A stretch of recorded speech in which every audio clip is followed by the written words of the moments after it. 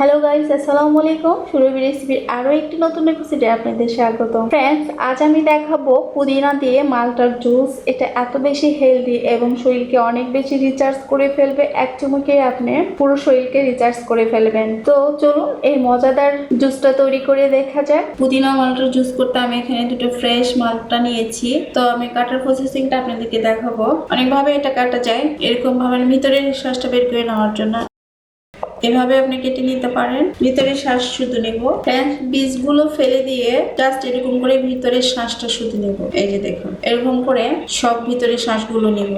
দুটা মালটা থেকে আমি ভিতরে শ্বাসটা বের করে নিয়েছি।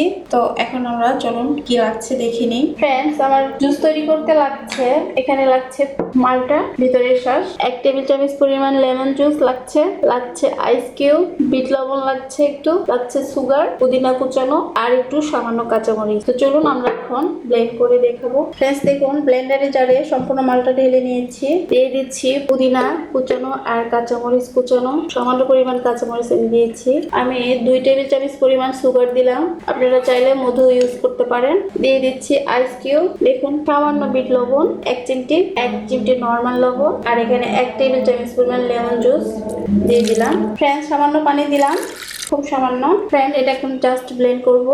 ব্লেন্ডার অন করছি। ফ্রেন্ডস দেখুন, আমার ব্লেন্ড হয়ে গিয়েছে। চলুন আপনাদেরকে সার্ভ করে দেখাই।